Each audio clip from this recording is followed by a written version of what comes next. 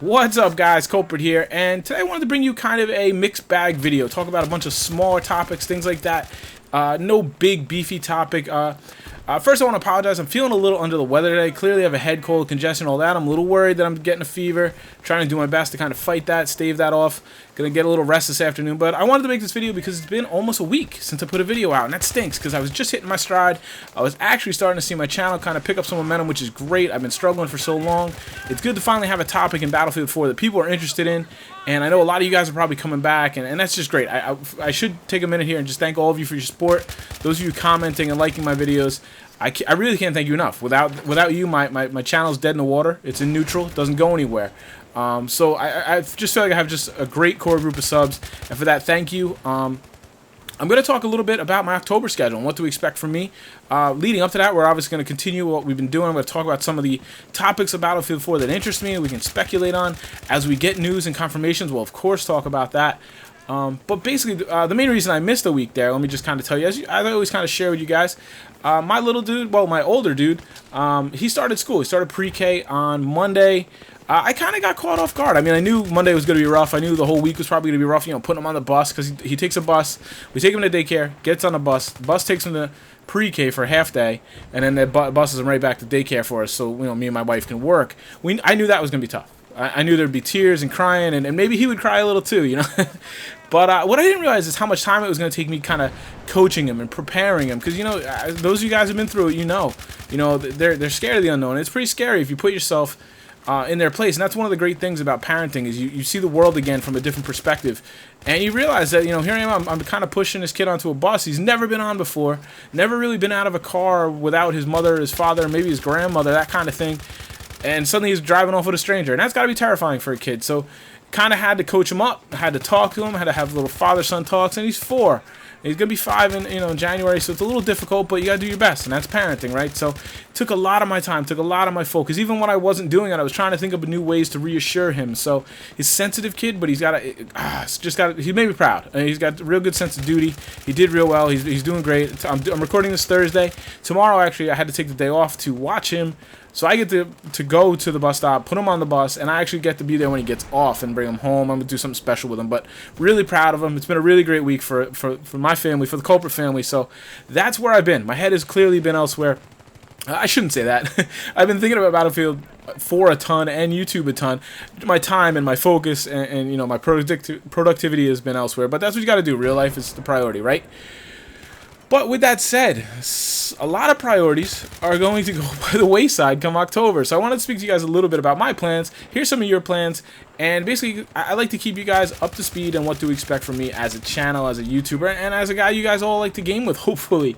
As we all know, beta starts October 1st. Exclusive beta starts October 1st. I believe it goes to the 3rd, then opens up until the 15th, if I'm not mistaken. I plan to play the hell out of this beta. And I'm going to, basically my strategy, I've already kind of hinted at lining up a day off or two at the beginning. Play a ton, get a lot of gameplay. Whether the gameplay's good or bad, I really don't care.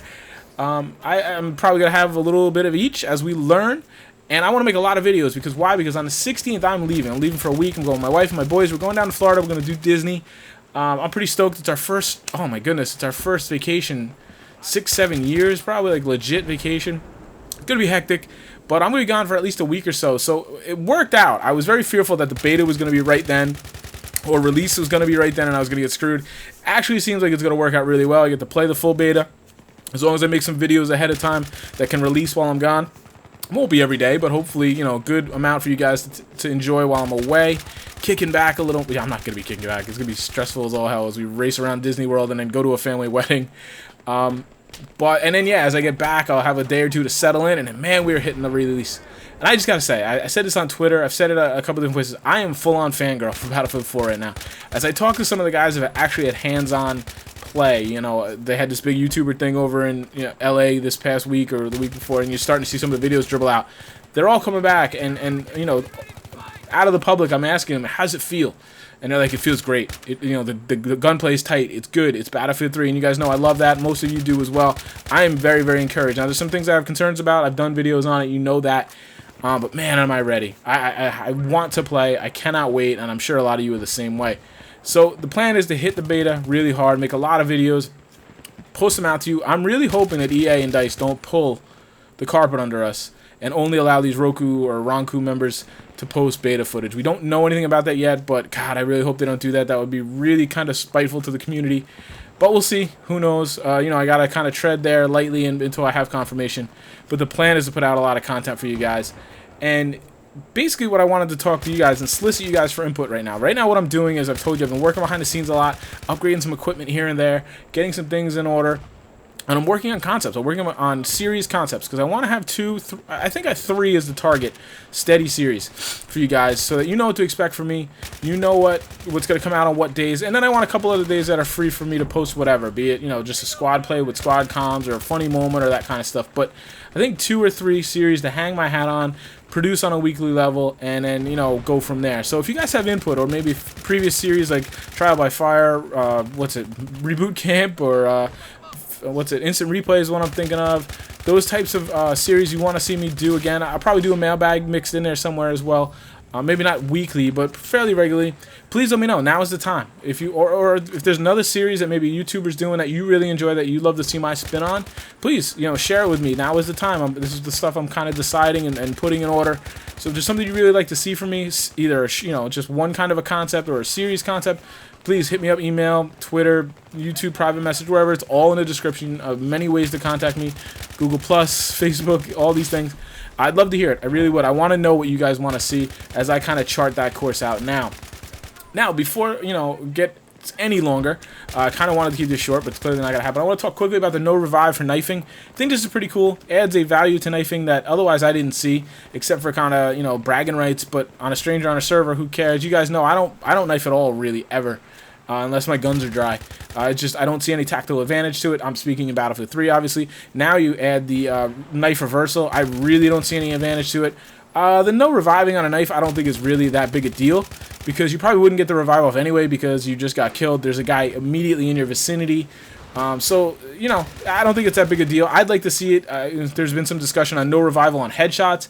I think that would be interesting. You know, I haven't thought it fully and have to be play tested, but I think that would be a nice, you know, raise the skill ceiling for good players.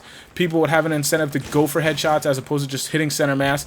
It would hurt guys like me that don't have the best accuracy. I go center mass all the time. I've always kind of wanted to train myself to shoot more in the head, because obviously you get more damage that way and you do gain an advantage, you know, already. But a no revive for a headshot would be a pretty cool thing. You know, but if they play tested and they don't like it, that's up to them, and it's their game. I just want to say I'm amazed. I've been watching Level Cap's videos, obviously from LA last week. All the weapons he's put out, the attention to detail they've put in on all these weapons is awesome, and I can't wait. I love that there's some classic weapons coming over. There's some other ones that are coming up new. I just can't wait to dive into them, and that's one thing I should speak about. I am going to be doing weapon reviews. Some of you get a cringe at that. Some of you are excited by that, I hope.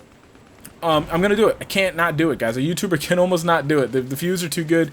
It's Google, you know, search engine gold, YouTube gold. And I'm going to try to do it in a twisted way, kind of like my own spin on it. I know everybody says that, but I have a kind of an idea. I'll do a weekly one weapon, and then I'm going to do like a monthly show to kind of tie it all in. So I have some ideas there. If you guys have ideas, something you want to see, please, like I said, share it that way. But I will be doing weapon reviews. That will be one of the series I do. And, you know, so I'm just looking to just dive in and find these and try out these new weapons. And more than even the weapons, all these new attachments. There's so many options now because every attachment affects the gun in a different way. There's so many different play styles now through the field upgrades.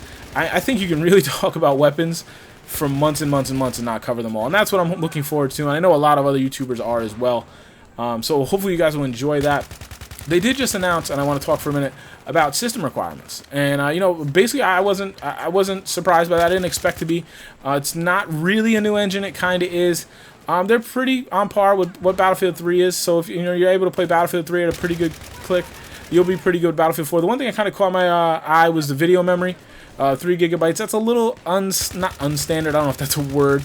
But it's not, obviously, I think their recommended specs were most their max specs. But most of you should be able to run the game pretty quickly. If you have any questions, feel free to hit them in the comments, and I'll answer them, or somebody else will. You know, I'm no guru, but I kind of know my way around the PC components these days. So yeah, I was kind of encouraged by that. Maybe we'll see some more people move over from console to PC, realizing that they don't need a god machine to run Battlefield 4. That would be really cool, because there's a lot of guys that play on console, as far as YouTubers, that I'd love to collaborate with and play with. So I'm always trying to recruit them over, so that would be pretty cool. But other than that, guys, I just wanted to, you know, those are just 3 little topics. They didn't really have enough to kind of do a full-blown video on just yet anyway. Hey, something might change. Maybe I will. Or maybe you guys will, you know, post some comments that'll get me thinking. I'll do a full video on them. But mostly I wanted to kind of bring you up to date and tell you about my October schedule and what we're looking forward to. So once again, guys, have a good Friday. Enjoy your weekend. Have some fun. And I will talk to you soon. The countdown is on. Take care, guys.